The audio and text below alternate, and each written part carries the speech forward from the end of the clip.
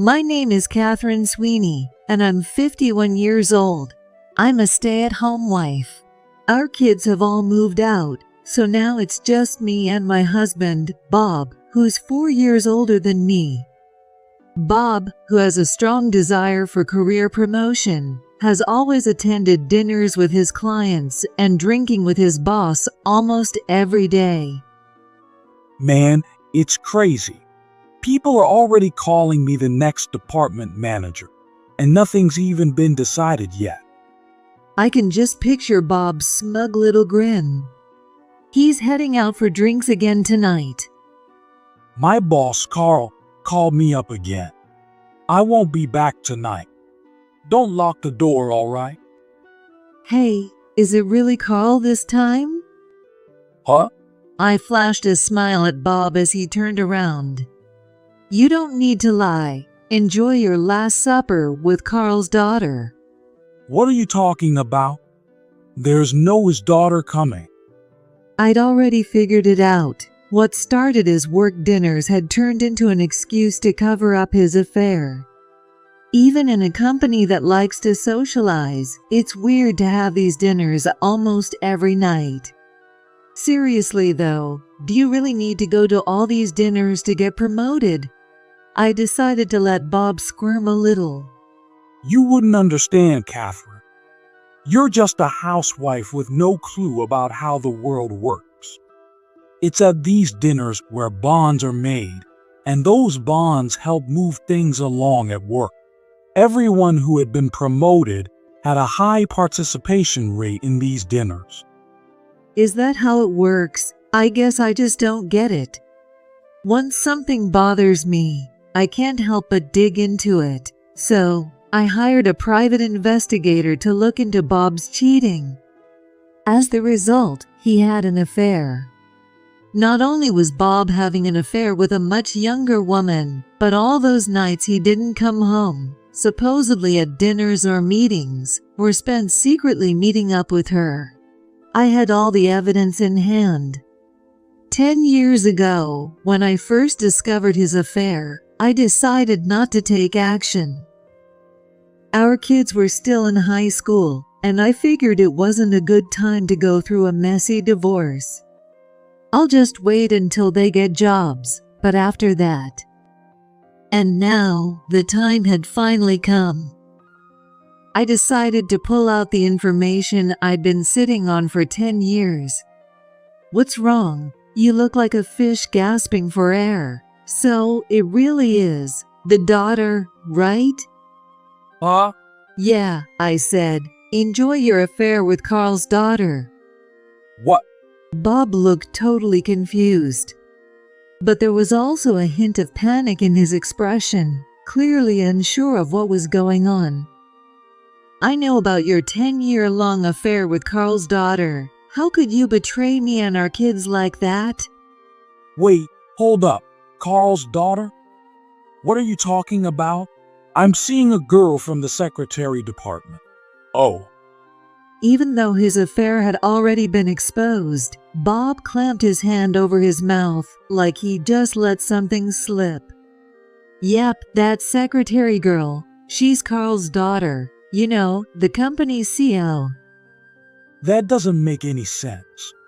No one ever told me anything like that. Ashley Wilson, 33 years old, the only daughter of Carl Wilson, the CEO of Virtual Dynamics.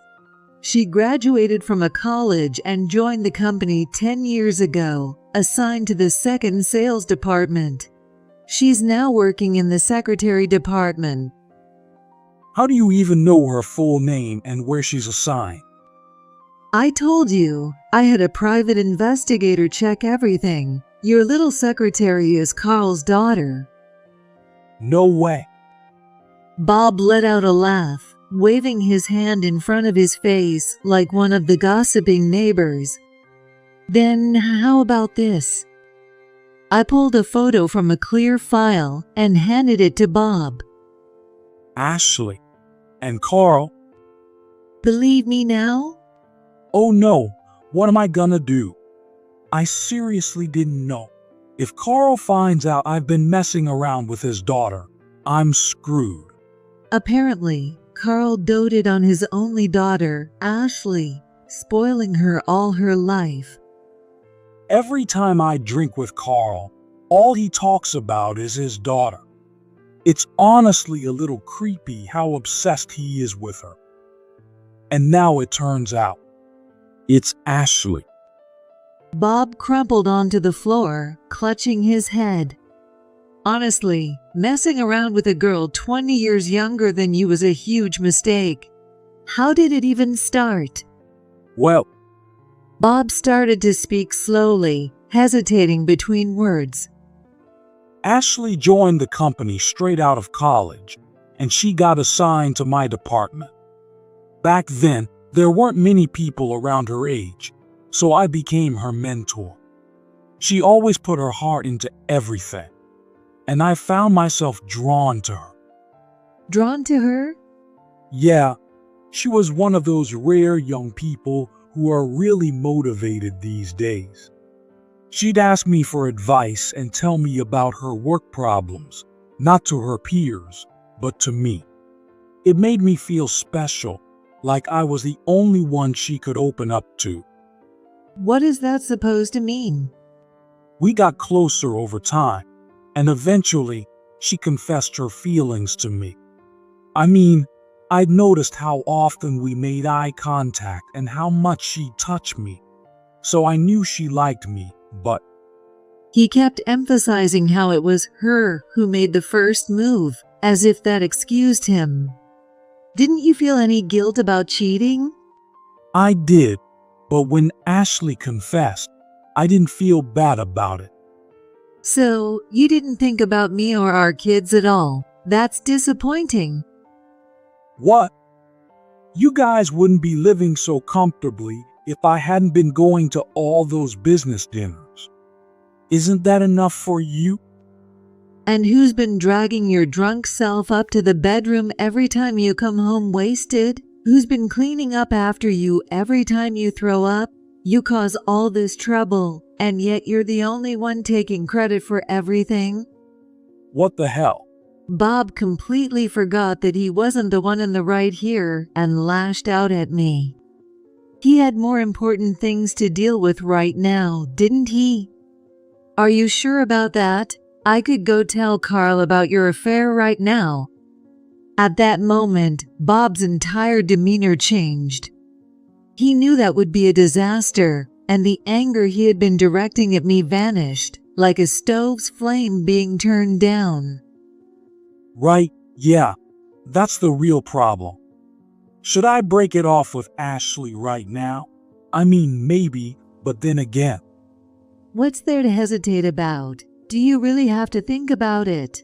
Watching my husband struggle with the idea of giving up his mistress while being a married man was pathetic and more than enough to make me lose any remaining affection for him. Seeing him shake in fear made him look like a helpless little animal.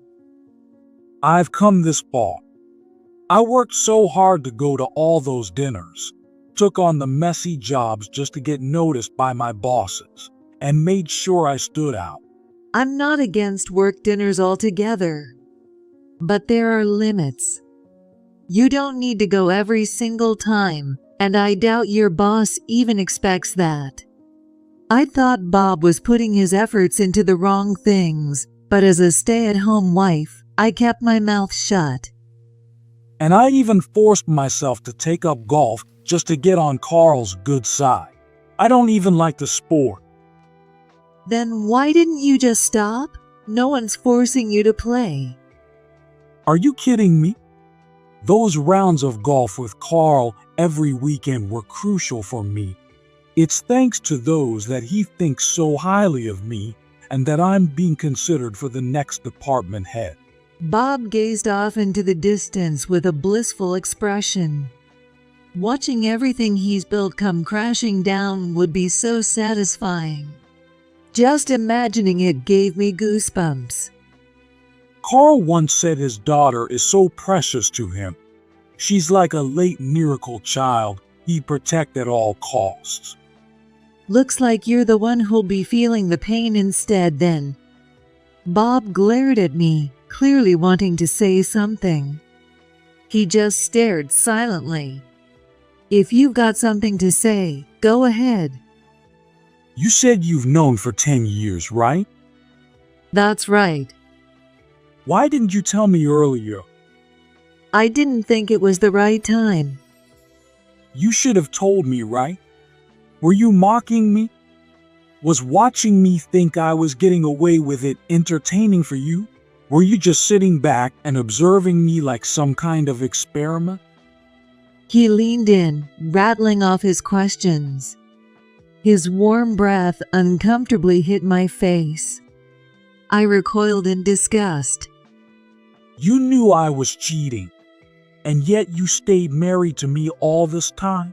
So, that's how little you cared about me? Or were you just incapable of feeling anything at all? Bob looked down at me, almost mockingly. Even after his affair was exposed, he still seemed confident that I'd love him. I had to admire his misplaced confidence. When I found out you were cheating, I lost any feelings I had for you. And if anything, it's because I do have emotions that I'm here now, planning my revenge. Revenge? That's right. I had no obligation to tell you, so I kept it as my trump card for when the time was right. And that time is now. Now? Do you realize what'll happen if this gets out at work? I'll lose my promotion, and worse, I could get fired. Well, you messed with Carl's beloved daughter, so that's only fair, right? Cheating always comes with risks. You just need to keep quiet. I'll talk to Ashley and straighten this out. Got it? You keep your mouth shut and don't do anything stupid. Understand? Is that really how you ask someone for a favor? Bob still didn't understand the situation he was in. I had all the evidence in my hands. He needed to realize he wasn't in control anymore. Don't get cocky with me. If I lose my jobs, you'll be in trouble too. I won't be in trouble. What? I said I won't be in trouble. Didn't you hear me? Bob's eyes bulged in disbelief. But he quickly regained his composure, giving me a smug, mocking smile. Won't you be in trouble? You're just a stay-at-home wife. What are you gonna do without a steady income? Stop pretending you've got it all figured out. I'm not pretending. You and I will be strangers soon enough, so I don't care if you lose your job. I calmly placed a divorce paper on the table, something I'd been holding on to for a while. Of course, I had already filled out my part. Bob picked it up, and for a moment, I saw panic flash across his face, but he quickly masked it. Are you really gonna throw away your whole future on a whim? No, I'm not throwing it away. I'm taking it back. I'm reclaiming the part of myself I sacrificed for you. Don't act like a novelist. Oh, maybe I should write a book, A Wife's Revenge on Her Cheating Husband. Though that might be a bit tacky. You're acting all confident now, but you're just a housewife. Divorce me, and your future's looking pretty bleak. When Bob said bleak, he was talking about money. It's true that at my age, it's almost impossible to find a full-time job. However, with some savings to lean on, I should be able to get by with temp work or something similar. It's a far better option than leaving with nothing. How sweet of you to care about my well-being. But don't worry, I plan on collecting alimony from you and Ashley. I smiled as if discussing something pleasant, while Bob stared at me in shock. Why are you so surprised? I'm just stating the obvious. You cheated, so I'll demand alimony. So that's why you said you wouldn't be in trouble. Oh, and by the way, Ashley still lives with her parents, right? I'll be sending the alimony papers to her houses. So Carl's gonna find out no matter what. Please don't do that. I'll hand them to Ashley myself. Just don't send them to Carl's house. What should I do? I pulled the prepared alimony papers out of my bag and fanned myself with them. The tables had completely turned. Watching Bob, now clinging to me in desperation, was incredibly satisfying. I don't trust you anymore. Maybe I should just drop them in the mailbox myself. You can tell her to check it every day if you want. I can't rely on something that is uncertain. And besides, Bob clenched his fists at his sides, his knuckles white. And besides? I don't want to divorce you. His tone was pleading, but I knew it wasn't because he wanted to stay with me. It was painfully obvious. You don't want a divorce? Let me guess, it's because you're worried about your image? It's not just about that. This is important to me. No, it's pathetic. You're afraid of what people will say at the company if you get divorced at your age. And more than that, you're scared of losing the trust of your business partners. I hit the nail on the head, and Bob hung his head, clearly ashamed. You've always said, a man who isn't married by a certain age isn't trusted. A man without a family has no sense of responsibility and can't be relied on. Was that what your clients or bosses said? You just took their words at face value, didn't you? No, that's not it at all. Don't bother lying. I'm not going to sacrifice the rest of my life just to maintain your fragile image. We're getting divorced, becoming strangers, and you're paying me alimony. That's the end of it.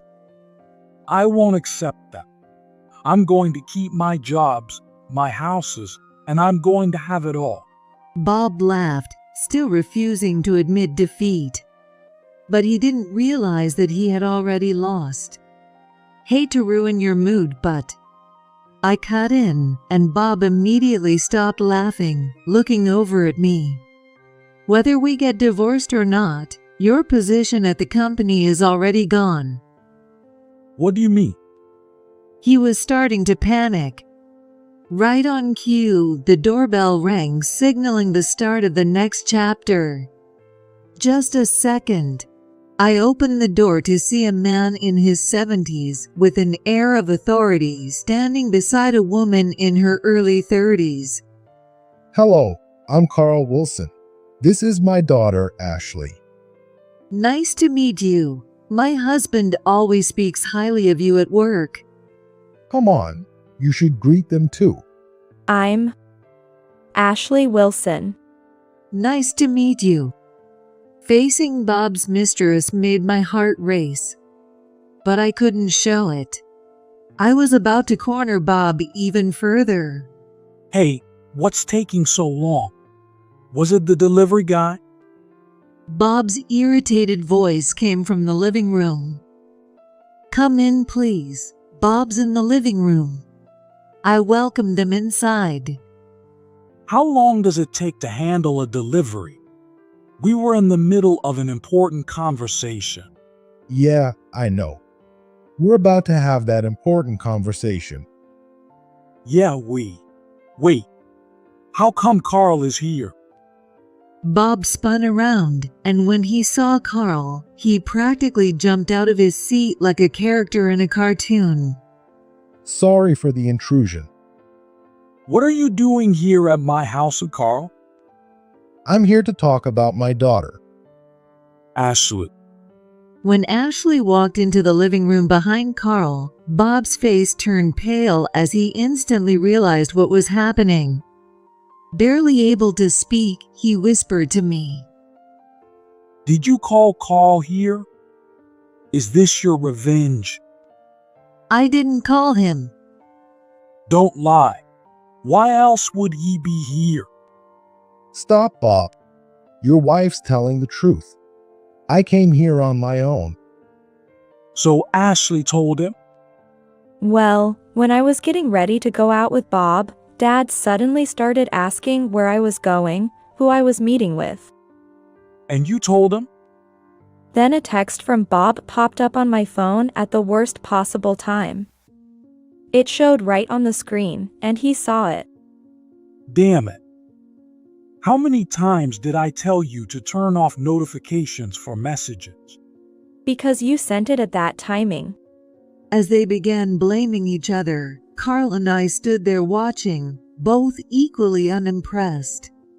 I was just as surprised as anyone when Carl and Ashley showed up at my house today. I definitely hadn't invited them over. But I had told Carl about Bob's affair a few days ago. I had been thinking about getting a divorce for a while. Who knew it would turn into such an entertaining scenario? This is much more effective than handling it on my own. I silently thanked Carl in my mind. While I was thinking that, the conversation between the other three continued. I noticed Ashley was dressing up more than usual. It wasn't how she dressed to meet her girlfriends and her fiancés overseas on business, so it wasn't for him. Fatherly intuition at its finest. He could tell the difference between how his daughter dressed for men versus women. It showed how much attention he paid to her. That's why I thought something was off. She wasn't going to meet her fiancé, but some other guy. Wait a minute. Bob leaned forward, interrupting. Does she have a fiancé? You didn't know? Ashley's engaged. She's set to marry the son of a CEO we do business with. He's the second son, and I was planning on having him take over my company eventually. And then you go and pull this stunt. Hey Ashley, you never told me about this. Were you playing me? Playing you? You're a married man cheating on your wife. We were both just having fun. I always planned to end things with you once I was set to marry my fiancé. Just having fun? Of course. My fiancé's handsome, kind, successful, and will eventually take over my dad's company. Who do you think I'd rather be with? I'm successful too. I'm on track to be the next department head. Ashley crossed her arms and snorted. Because you suck up at those ridiculous work dinners. I overheard the other bosses talking. They said you only get ahead because you're bad at your job and have to try hard at that stuff. Did you know they make fun of you behind your back? That's a lie. These days, networking over drinks doesn't cut it anymore. You're stuck in the past, Bob. I've even received complaints from other employees. They say your behavior at those parties is out of line, forcing people to drink and then going on rants about how things were in your day. He's the textbook definition of a problem employee. Bob, who had been so confident in his career tactics, looked stunned, his confidence crumbling in the face of Ashley and Carl's words. He was swaying as if someone had hit him over the head. We're getting off track here. The point is, Ashley's fiance is important to the company. Do you understand what will happen to us if this gets out? How was I supposed to know? I didn't even know Ashley was your daughter or that she had a fiancé. Bob started making excuses, his words tumbling out. Sweat was dripping down his forehead in large beads. The fact that you cheated on your wife and children is wrong. The fact that Ashley is my daughter is irrelevant. Yes, sir. I can't face her fiance's family like this, but I can't let her marry him without telling them the truth. As hard as it is, I'll have to be the one to explain. Wait, Dad. I want to marry him. Be quiet. I love you, Ashley, but I've spoiled you too much. It's my fault you turned out this way. No. Please, Dad. Realizing that she had finally angered her dad, who always listened to her, Ashley clung to Carl, who stood there with his arms crossed and a stern expression. It's not like that, Dad. Please listen. Not like what? Bob's the one who came on to me. What? Bob. When I was a new hire, I was working late one night, and he suddenly grabbed my hand. I was terrified, but he was my boss, so I couldn't resist. He even said that if I didn't comply, he wouldn't teach me anything. Ashley covered her face with her hands and began crying softly. Wait, no, it wasn't like that. She's the one who came on to me. I won't tolerate anyone disrupting order in my company. As Ashley cried into her hands, I caught a glimpse of her lips curling into a smirk. She was throwing Bob under the bus, playing the victim.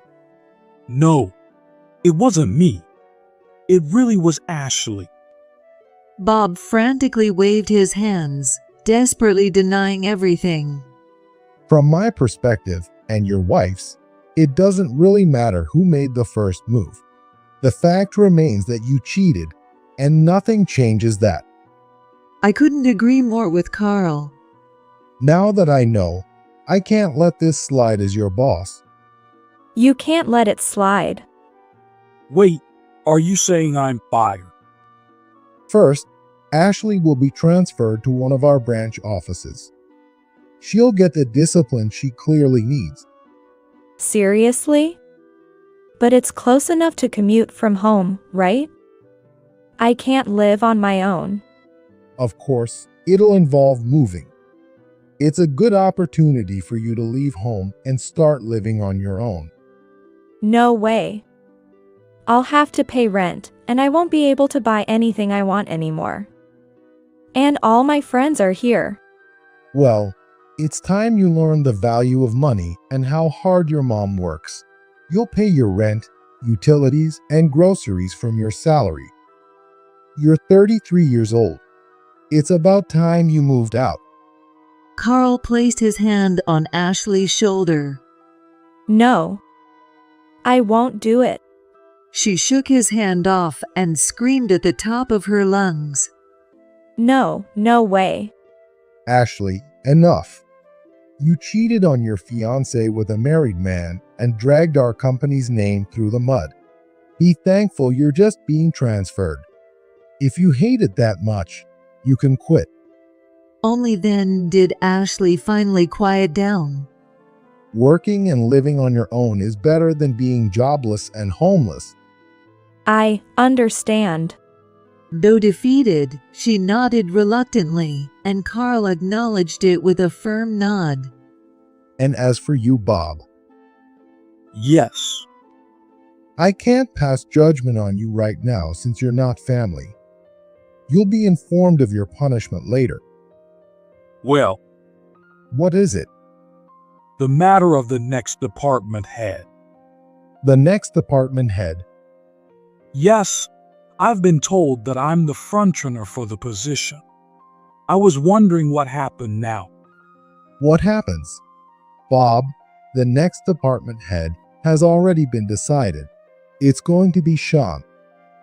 What? Sean? My co-worker. Yes, he's much better suited for the role. And what about me? You were never in the running. Next department head. Who told you that? Bob kept saying it himself. He's always like, I'm the boss's favorite, so of course, I'm next in line. Because it's true. You're great as a golf buddy, but for a promotion. Not so much. See? I told you. You were just a drinking buddy all along. No, that can't be. I'm supposed to be the next department head. Don't make me say it again. You were never considered for the position. Being told the harsh truth so directly, Bob turned pale, as if all his energy had been drained. He slumped to the floor, staring blankly at the hardwood. Well, we'll be leaving now. Catherine, I'm sorry for all the trouble. No, I'm actually glad this is all out in the open. Then we'll be off. I'm sorry. With that, Carl and Ashley left the house. Wait, Bob suddenly jumped up from the floor and ran after them. Hey, Bob! But he was already out the door, and the front door remained wide open. He's gone. Well, I guess that's that. I took out my phone and called a locksmith. Hello, I'd like to change my locks, please. The locksmith came quickly. The front door lock, please.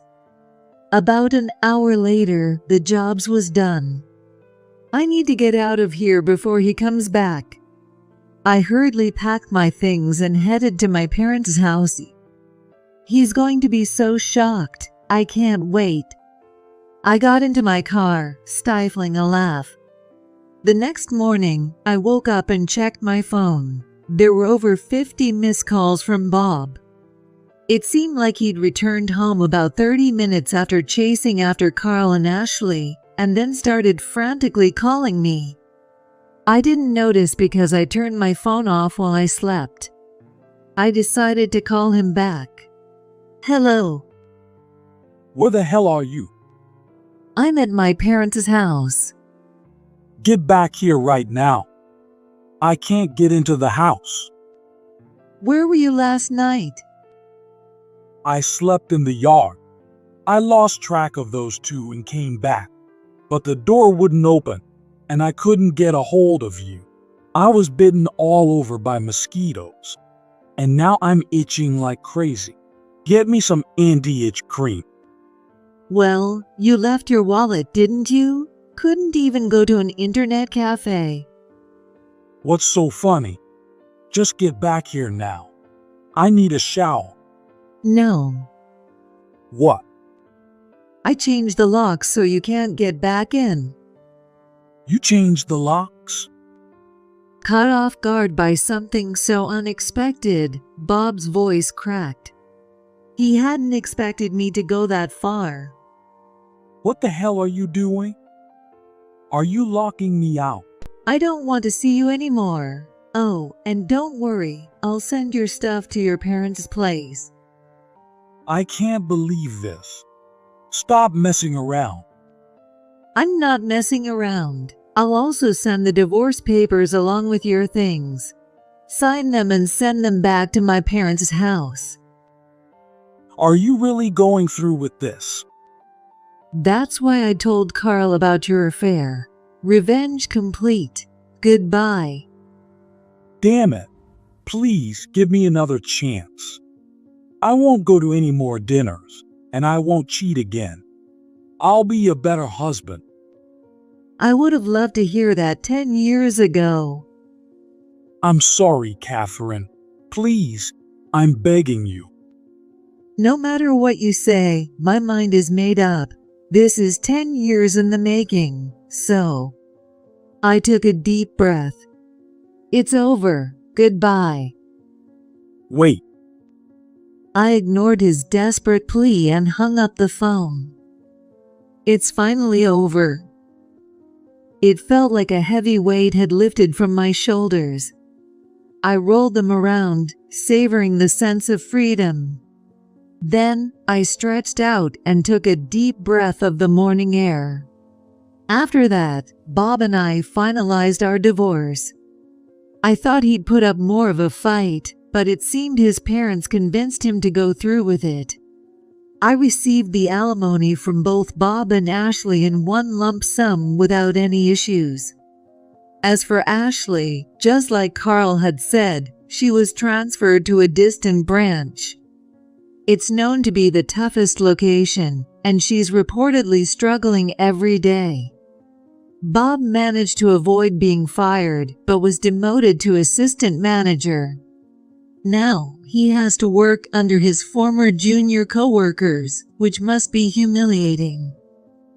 Apparently, everyone at work was confused by his sudden demotion, especially after he'd bragged so much about becoming the next department head.